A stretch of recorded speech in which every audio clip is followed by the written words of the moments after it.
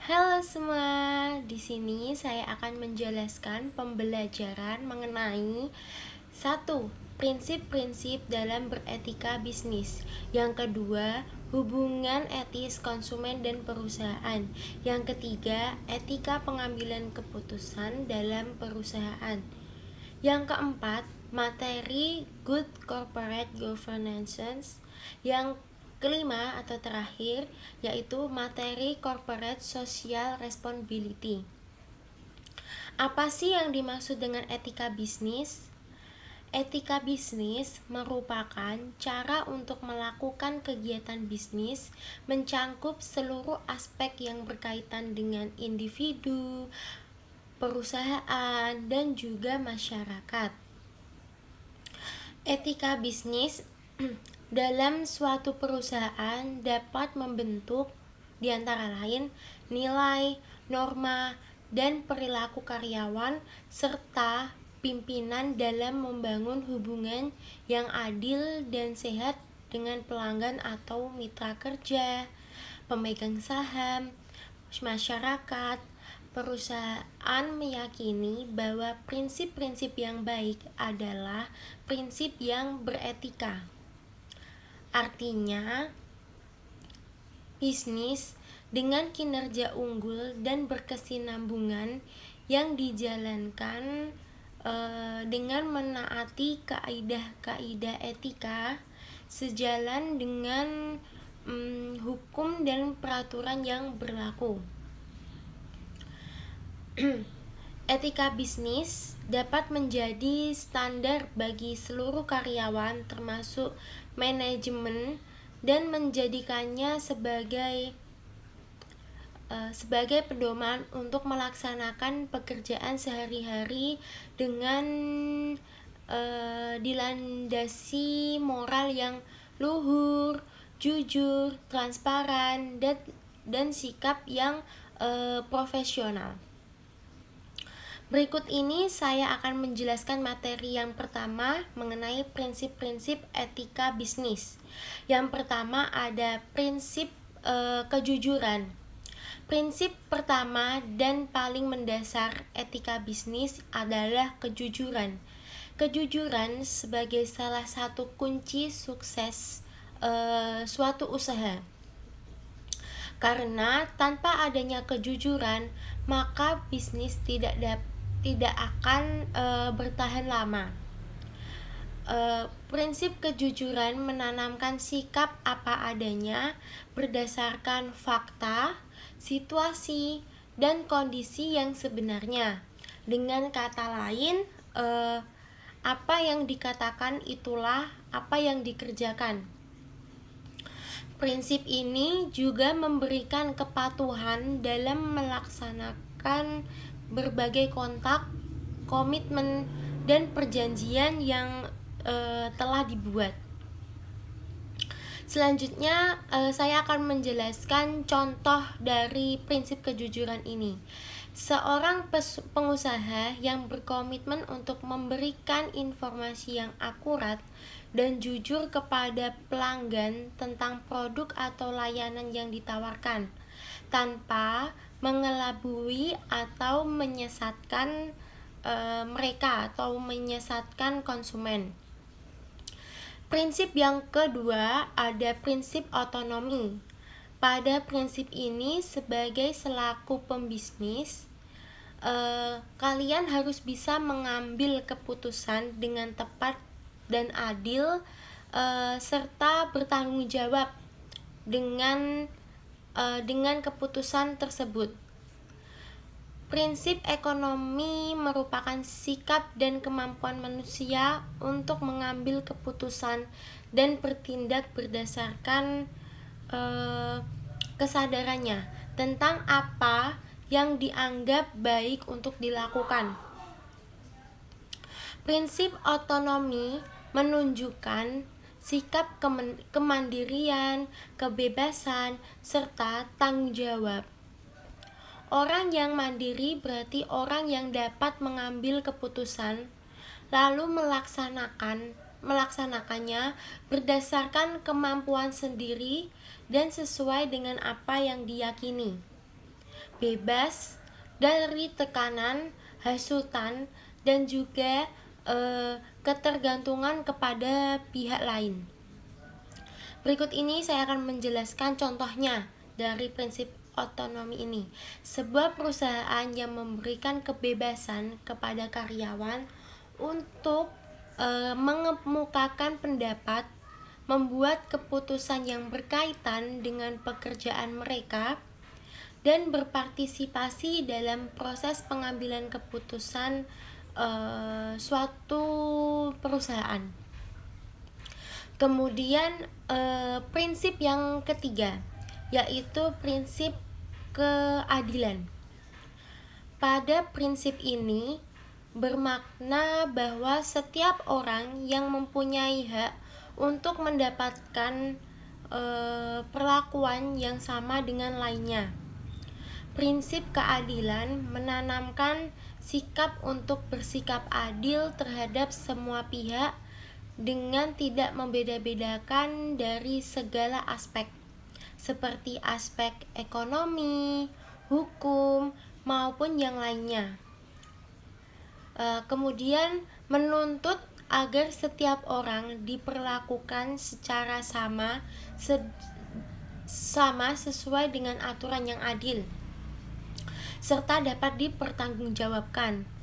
Keadilan menuntut agar setiap orang dalam kegiatan bisnis perlu diperlakukan sesuai dengan haknya masing-masing, dan agar tidak boleh ada pihak yang dirugikan hak dan kepentingannya.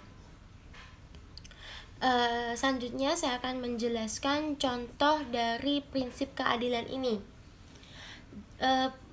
Sebuah perusahaan yang memberikan gaji yang setara dan kesempatan yang sama untuk promosi kepada karyawan memiliki suatu kualifikasi dan prestasi yang sama, tanpa memandang faktor-faktor diskriminasi seperti ras, jenis kelamin, dan juga agama. Selanjutnya, yang keempat ada prinsip saling menguntungkan. Prinsip saling menguntungkan menanamkan kesadaran untuk saling memberikan keuntungan satu sama lain. Artinya, dalam setiap tindakan bisnis harus diusahakan supaya semua pihak merasa diuntungkan. Contoh dari prinsip ini yaitu sebuah perusahaan yang menjalin kemitraan yang saling menguntungkan dengan pemasoknya dengan memberikan harga yang wajar dan jangka waktu pembayaran yang adil, sambil memastikan kualitas produk yang diterima, menuntut agar bisnis dijalankan sedemikian rupa sehingga menguntungkan semua pihak. Jika prinsip keadilan menuntut agar tidak boleh ada pihak yang dirugikan hak dan kepentingannya. Nah, beda lagi dengan prinsip saling menguntungkan. Secara positif menuntut hal yang sama, yaitu agar semua pihak berusaha untuk saling menguntungkan satu sama lain. Prinsip ini terutama mengakomodasi hakikat dan tujuan bisnis. Selanjutnya, prinsip yang terakhir yaitu prinsip integrasi moral. Prinsip integritas moral merupakan prinsip yang tidak merugikan orang lain dalam mengambil keputusan dan tindakan bisnis. Prinsip ini dilandasi dengan kesadaran bahwa setiap orang harus dihormati sebagai manusia, terutama dihayati sebagai tuntutan internal dalam diri pelaku bisnis atau perusahaan.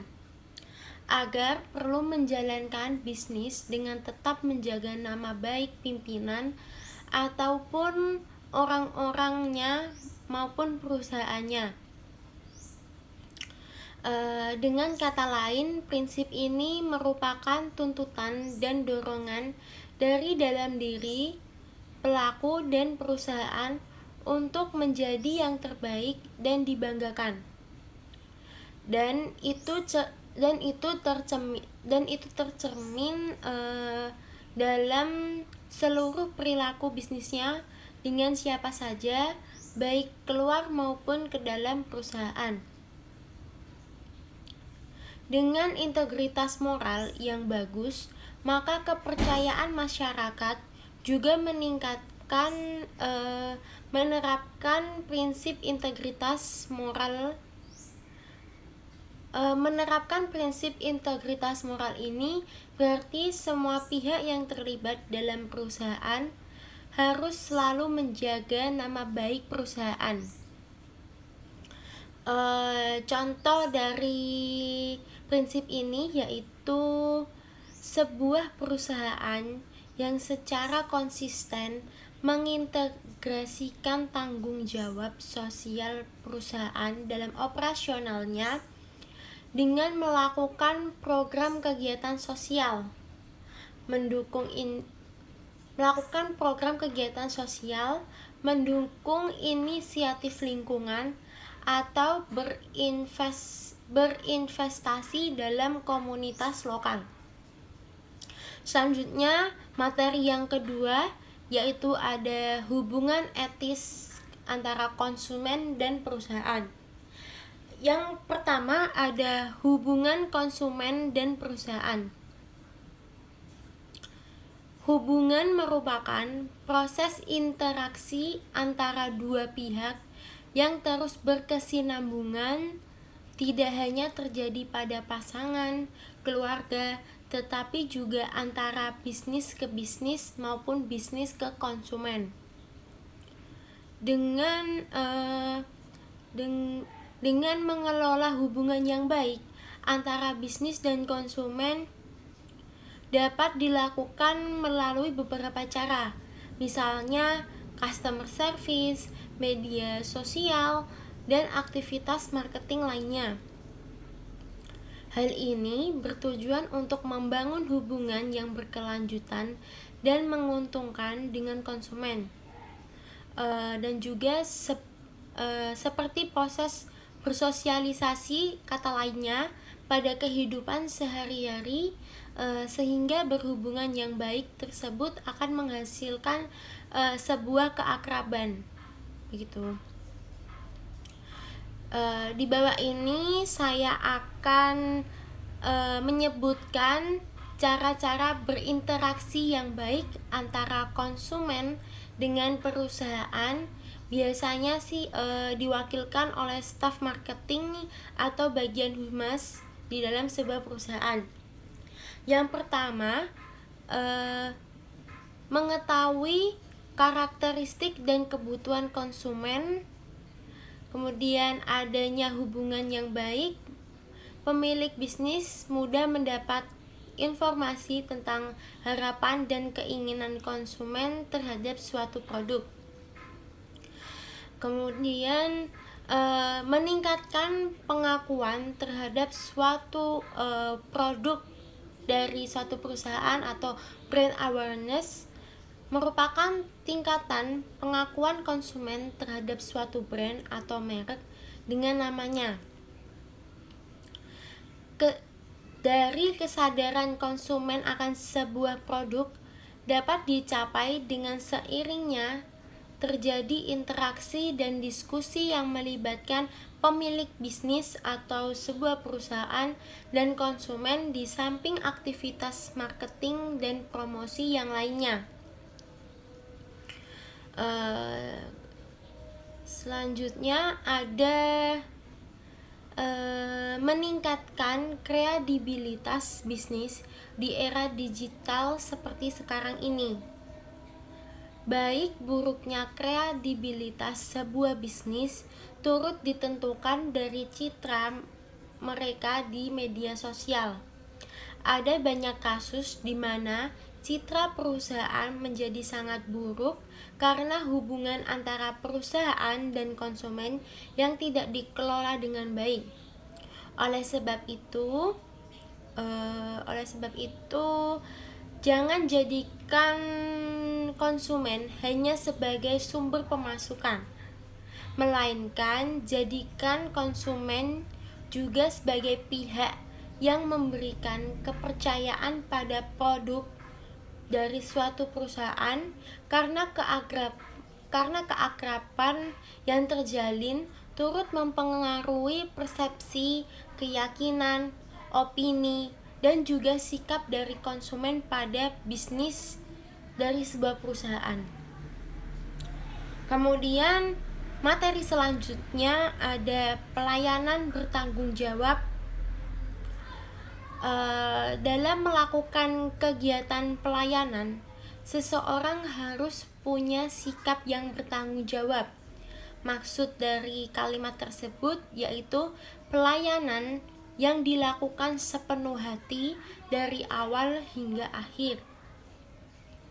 Seseorang yang bekerja di bidang pelayanan juga harus responsif. Sikap tersebut dibutuhkan ketika ada persoalan yang menyangkut orang-orang yang diberi layanan. Perusahaan memiliki tanggung jawab sosial yang penuh ketika menghasilkan produk dan menjual produknya. Konsekuensinya, praktik produksi yang bertanggung jawab seperti produksi yang menjamin keselamatan suatu pelanggan dan memiliki suatu peringatan yang semestinya untuk mencegah efek-efek samping seperti efek yang negatif seperti itu. Sedangkan praktik penjualan yang bertanggung jawab seperti pedoman harga, terus periklanan yang beretika, dan survei kepuasan pelanggan. Jadi untuk memastikan tanggung jawab kepada pelanggan perlu diperhatikan seperti menetapkan kode etik, memantai keluhan, memperoleh dan menggunakan umpan balik pelanggan. Memantai keluhan dan memperoleh dan menggunakan umpan balik pelanggan.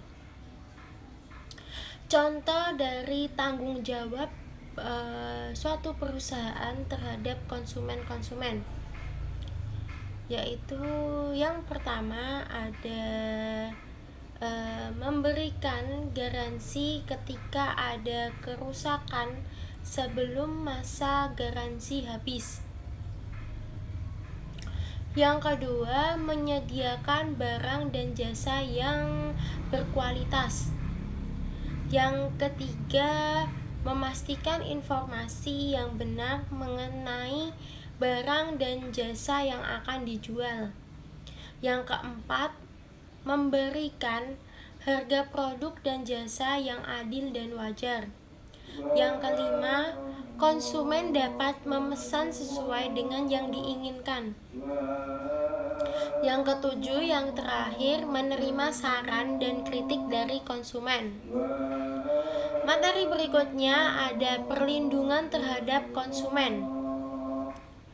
Konsumen dapat diartikan sebagai setiap orang yang memakai barang atau jasa yang tersedia dalam masyarakat, baik bagi kepentingan diri sendiri, keluarga, orang lain, maupun makhluk hidup lain, dan tidak untuk diperdagangkan. Sehingga terhadap konsumen diperlukan adanya perlindungan hukum untuk mendapatkan hak-haknya sebagai konsumen. Perlindungan terhadap konsumen dipandang secara material maupun formil. Makin terasa sangat penting Mengingat makin lajunya ilmu pengetahuan dan teknologi yang merupakan motor penggerak bagi produktivitas dan efisiensi produsen atau barang atau jasa yang dihasilkan dalam rangka mencapai sasaran usaha.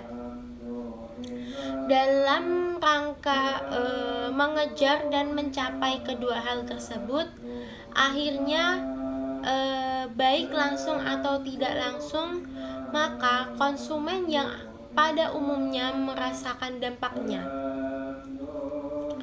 Perlindungan konsumen merupakan keseluruhan peraturan dan hukum yang mengatur hak dan kewajiban konsumen dan produsen yang timbul dalam usahanya untuk memenuhi kebutuhannya dan mengatur upaya-upaya apa saja untuk menjamin terwujudnya. Perlindungan hukum terhadap kepentingan konsumen ini dijelaskan menurut Sidobalok 2014. Selanjutnya ada tujuan perlindungan konsumen. Apa saja sih tujuan perlindungan konsumen? Yang pertama ada meningkatkan kesadaran maupun dan kemandirian konsumen untuk melindungi diri. Yang kedua, mengangkat harkat dan martabat konsumen dengan cara menghindarkannya dari akses negatif pemakaian barang dan jasa. Kemudian ada meningkatkan pemberdayaan konsumen dalam memilih, menentukan, dan menuntut hak-haknya sebagai konsumen. Selanjutnya ada menciptakan sistem perlindungan konsumen yang mengandung unsur kepastian hukum, keterbukaan informasi, serta akses untuk memperoleh informasi. Selanjutnya ada menumbuhkan kesadaran pelaku usaha sehingga tumbuh sikap jujur dan bertanggung jawab dalam penyediaan barang atau jasa yang berkualitas. Yang ketiga ada materi etika pengambilan keputusan dalam perusahaan. Di dalam sini ada beberapa materi. Yang pertama, etika dalam pengambilan keputusan perusahaan. Secara umum, pengambilan keputusan adalah upaya untuk menyelesaikan masalah dengan memilih alternatif solusi yang ada. Pengambilan keputusan merupakan suatu aktivitas yang memiliki metode, cara, dan pendekatan tertentu secara sistematis, teratur, dan juga terarah.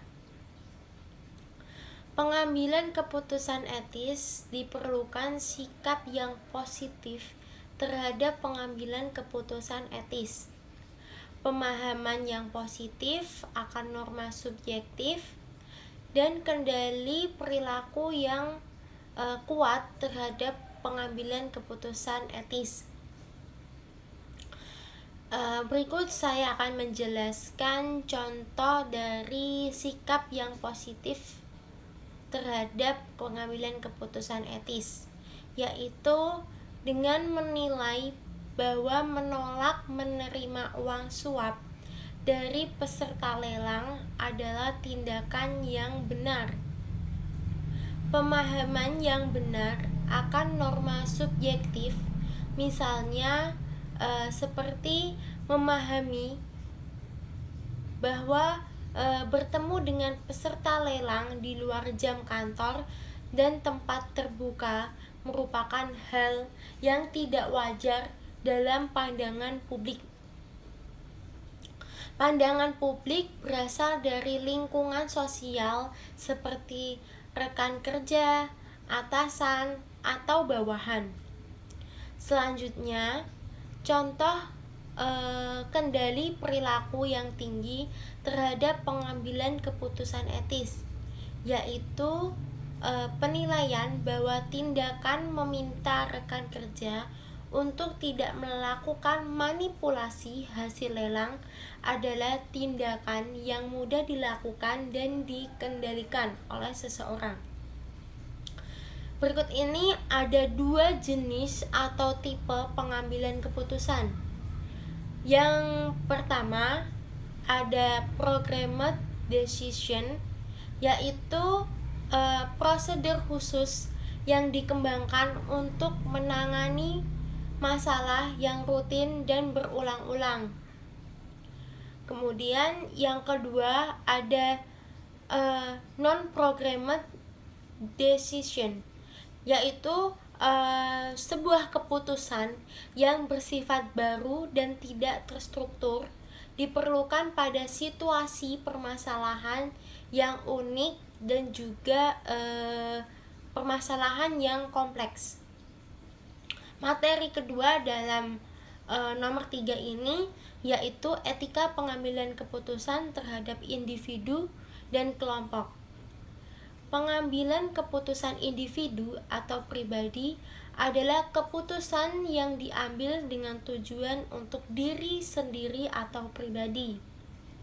Keputusan ini diambil secara perorangan dengan atau tanpa mempertimbangkan pendapat orang lain. Jadi diri kita sendiri yang memutuskan.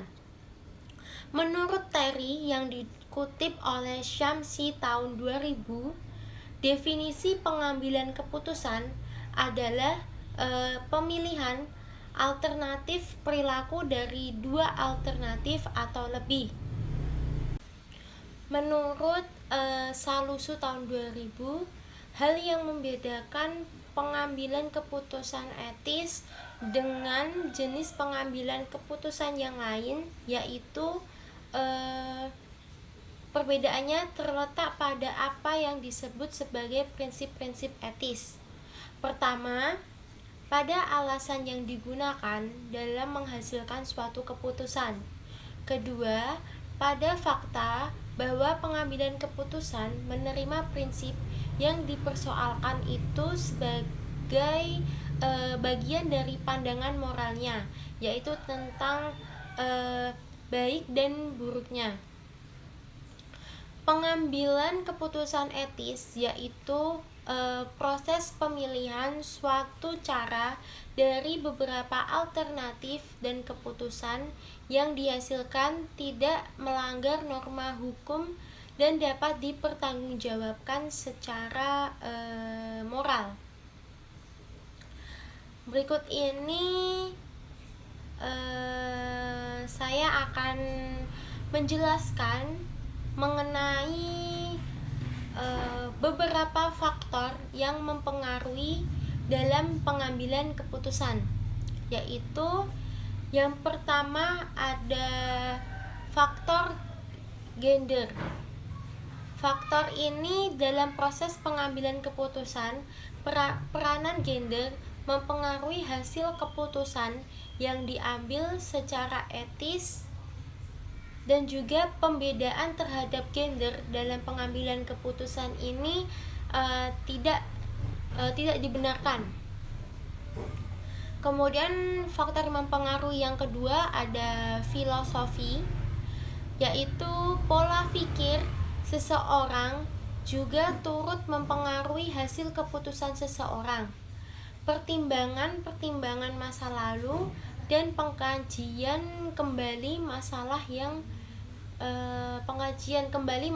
yang dihadapi yang bersumber dari hasil pemikiran masa lalu harus diperhatikan. Kemudian selanjutnya ada faktor yang mempengaruhi, yaitu yang ketiga ada edukasi. Jadi semakin tinggi tingkat pendidikan seseorang akan mempengaruhi suatu kualitas pengambilan keputusan yang diambil oleh individu. Selanjutnya, faktor yang mempengaruhi yang keempat ada pengalaman. Dalam menghadapi sebuah permasalahan, seseorang individu dituntut untuk mencari sebuah solusi Faktor pengalaman dapat menjadi sebuah kelebihan bagi individu tersebut. Kemudian, permasalahan yang pernah dihadapi di masa lalu bisa menjadi kunci tersendiri dalam mencari sebuah solusi terhadap permasalahan yang dihadapi saat ini. Faktor yang mempengaruhi yang kelima yaitu faktor umur atau faktor usia. Memiliki keunggulan tersendiri dalam hal pengambilan keputusan. Terkadang perbedaan usia atau umur dapat menghasilkan perbedaan kebijakan dari pengambilan keputusan tersebut. Faktor yang mempengaruhi keenam yaitu ada kode etik. Di dalam perusahaan perlu diperhatikan aturan-aturan yang sudah berjalan. Hal ini berguna agar keputusan yang dihasilkan tidak bertentangan dengan peraturan perusahaan. Kemudian faktor yang mempengaruhi yang ketujuh ada reward dan sanksi. Perlu diperhatikan bahwa dalam setiap keputusan akan menghasilkan sebuah output bagi permasalahan yang sedang terjadi. Apabila dalam sebuah keputusan menghasilkan output yang baik, maka akan mendapatkan sebuah penghargaan tertentu. Begitu pula sebaliknya. Kemudian selanjutnya yaitu ada materi yang keempat yaitu good corporate governance. Good corporate governance ini bisa disingkat jadi GCG.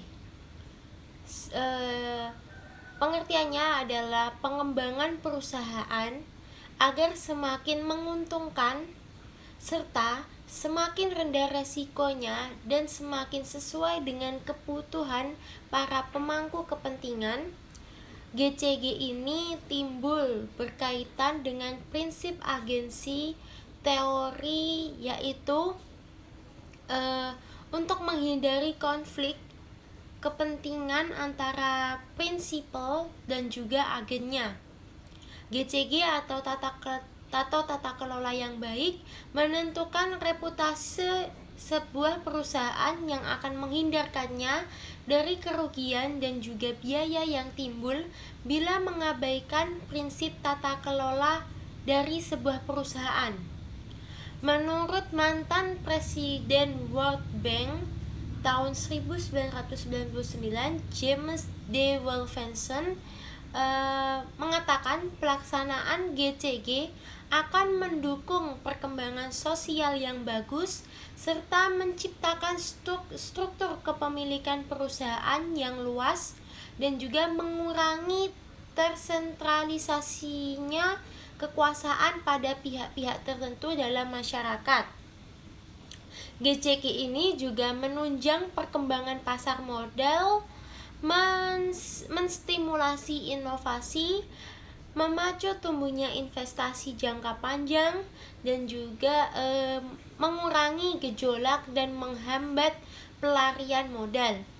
Selain itu, GCG ini juga memberi manfaat dalam meningkatkan kepercayaan publik terhadap perusahaan.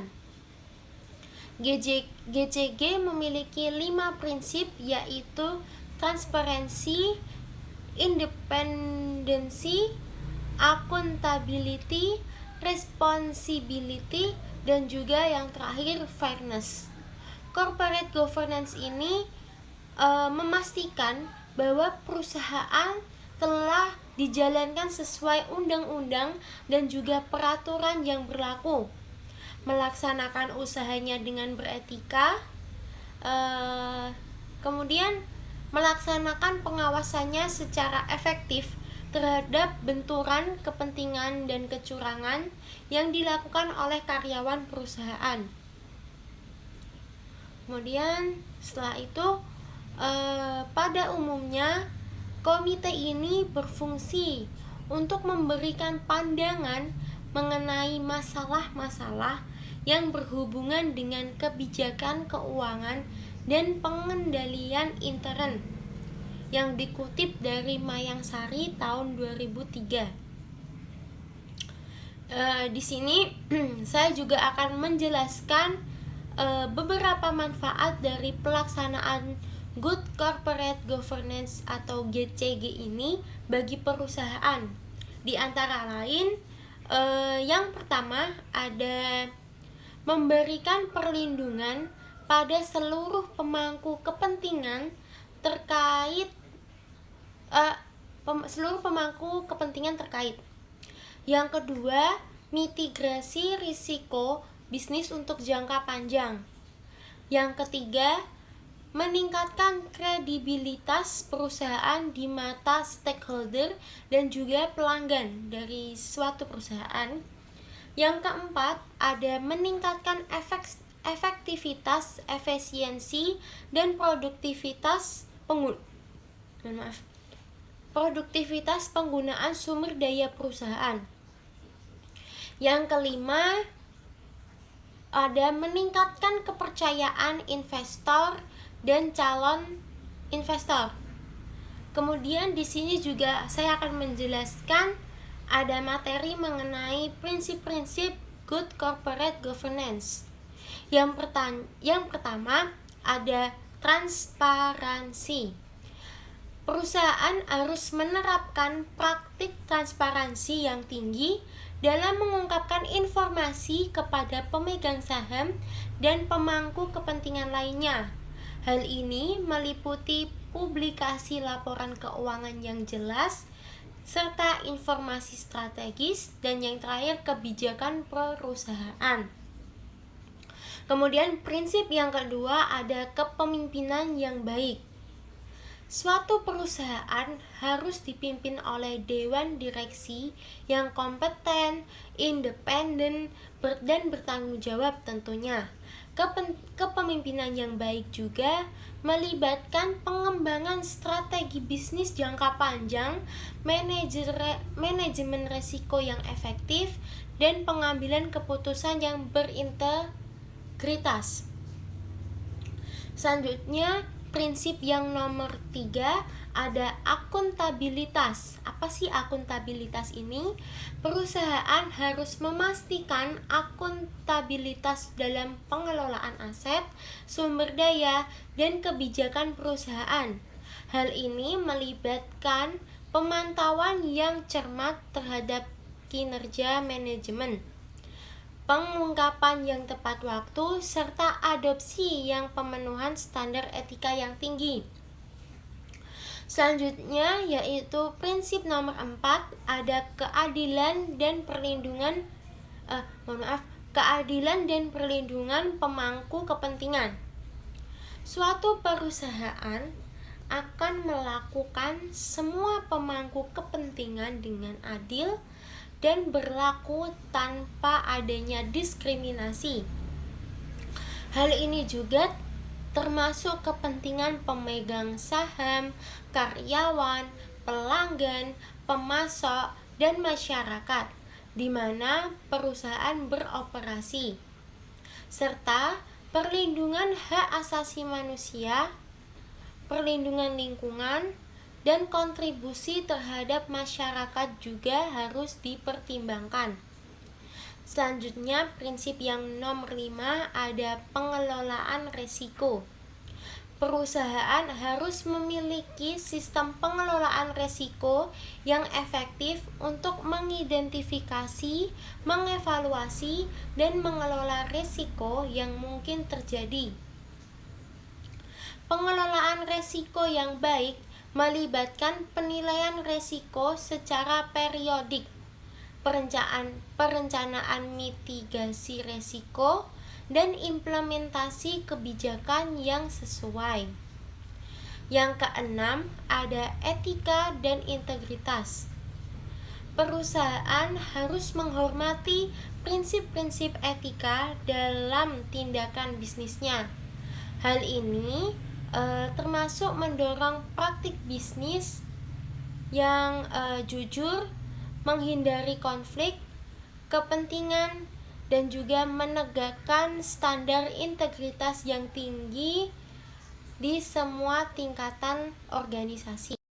Kemudian materi yang kelima yaitu Corporate Social Responsibility. Langsung saja pemahaman Corporate Social Responsibility. Corporate Social Responsibility bisa disingkat juga yaitu CSR, mengacu pada kewajiban organisasi untuk melindungi dan memberikan kontribusi kepada masyarakat, terutama pada pihak yang berkepentingan atau stakeholder, lingkungan alam, serta kesejahteraan secara umum. Michelle Porter dan Kristen dari Harvard Business School berhasil membuktikan bahwa program-program dari CSR ini yang disinergikan dengan strategi perusahaan akan memberikan dampak yang jauh lebih besar kepada masyarakat dan perusahaan itu sendiri. Berbagai aktivitas korporasi membawa dampak yang nyata terhadap kualitas kehidupan manusia, baik itu terhadap individu, masyarakat, dan seluruh kehidupan. Hal ini terjadi deforestasi, pemanasan global, pencemaran lingkungan, kemiskinan, kebodohan, penyakit menular, dan juga akses hidup dan air bersih. Karena berlangsung terus-menerus hingga akhirnya muncul konsep tanggung jawab sosial perusahaan atau CSR. Gagasan CSR menekankan bahwa tanggung jawab perusahaan bukan lagi mencari profit semata, melainkan juga tanggung jawab sosial dan juga terhadap lingkungan sekitar. Berikut ini saya akan menjelaskan contoh kasus corporate social responsibility yang dilakukan oleh suatu perusahaan. Saat ini perusahaan tidak lagi dihadapkan pada tanggung jawab yang berpijak pada single bottom line atau bisa disebut nilai perusahaan, corporate value, yang direfleksikan dalam kondisi keuangan saja, tapi tanggung jawab perusahaan harus berpijak pada triple bottom lines, yaitu bisa diartikan yaitu selain keuangan juga nilai sosial dan lingkungan. Karena kondisi keuangan saja tidak cukup untuk menjamin nilai perusahaan tumbuh secara berkelanjutan atau sustainable, Corporate Social Responsibility atau CSR seringkali diinterpretasikan sebagai pengkaitan antara pengambilan keputusan dengan nilai-nilai etika, pemenuhan kaidah-kaidah hukum, serta menghargai martabat manusia, masyarakat, dan juga lingkungan. Selain itu, juga seperti kode etik pribadi, rasa tanggung jawab sosial, mencerminkan etika perorangan yang diterapkan oleh suatu perusahaan, terutama manajemen puncaknya. Tetapi tanggung jawab sosial dapat juga didorong, bahkan dipaksakan dari luar, baik oleh pemerintah maupun oleh konsumen. Contohnya yaitu perusahaan Unilever membuat sustainability report dalam laman resmi web perusahaannya, yaitu sebagai salah satu cara untuk mengkomunikasikan program CSR yang telah dilakukannya. Unilever merumuskan tanggung jawab sosial perusahaan sebagai dampak atau interaksi yang ada dalam masyarakat. Jadi dibagi dalam 3 bagian, yaitu yang pertama ada meraih yang terbaik dengan nurani atau dampak kegiatan perusahaan yang menyebabkan dampak utama kegiatan perusahaan tercipta di operasi perusahaan. Pendekatan Unilever dalam mengelola tanggung jawab sosial didasari dari pemikiran bahwa tanggung jawab sosial merupakan bagian dari kegiatan usaha dan meliputi keinginan untuk selalu belajar dari tindakan mereka serta pengalaman pihak lain. Selanjutnya, Unilever senantiasa menyempurnakan kinerja mereka melalui penerapan petunjuk pelaksanaan kegiatan usaha skala nasional dan juga internasional. Hal ini termasuk standar program peringkat kinerja lingkungan atau PROPER dan standar operasi internasional atau disingkat ISO. Yang kedua ada membangun sinergi kesuksesan bagi masyarakat atau dampak rantai nilai, atau bisa disebut lainnya dampak yang lebih luas diciptakan melalui rantai nilai mulai dari pemasok, pelanggan hingga konsumen. Perusahaan Unilever memperkenalkan standar perilaku usaha bagi pemasok yang disebut Business Partner Code dan menerapkan Supplier Quality Management Program atau disingkat sebagai SQMP untuk mendorong pemasok dalam meningkatkan kemampuan dan kinerja mereka. Unilever bermitra dengan berbagai jenis distributor independen untuk meningkatkan semangat dan juga meningkatkan semangat kewirausahaan serta menciptakan lapangan kerja serta memberikan keuntungan bagi usaha-usaha lokal. Selanjutnya yang ketiga ada memenuhi panggilan masyarakat atau kontribusi sukarela. Kontribusi sukarela terhadap masyarakat secara luas yang dilakukan melalui kemitraan dengan LSM, badan pemerintah, perguruan tinggi, dan juga masyarakat. Terlihat seperti puncak gunung es yang merupakan dampak yang lebih besar dari kegiatan perusahaan yang sesungguhnya. Kontribusi tersebut mencakup program-program berkesinambungan yang dilaksanakan secara profesional di bawah yayasan perusahaan Unilever Indonesia Peduli. Berikut ini sumber-sumber yang saya ambil, yaitu Sri dari Etika Bisnis dalam Perspektif Islam. Yang kedua ada Rahmawati dan juga Wiwi, Jurnal Manajemen Bisnis dari Krisnawi Payana tahun 2019. Selanjutnya ada Asari Busriyanti dan Tulus Budi dan juga Sulistyo Radikun dalam penerapan teori perilaku terencana dalam pengambilan keputusan etis. Selanjutnya ada Wahyu Simon, yaitu upaya perlindungan hukum bagi konsumen ditinjau dari Undang-Undang Perlindungan Konsumen. Kemudian ada Iwan dan juga Uryan tentang strategi development dan implementation of good corporate governance GCG on BUMN dan BUMD in Indonesia. Berikutnya ada dari Jurnal Pemikiran dan Penelitian Administrasi Bisnis dan Kewirausahaan.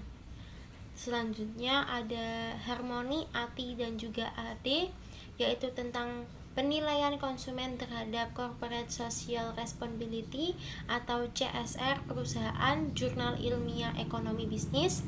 Selanjutnya ada Melia Agustina, yaitu pengaruh Good Corporate Governance terhadap kinerja perusahaan pada sektor keuangan.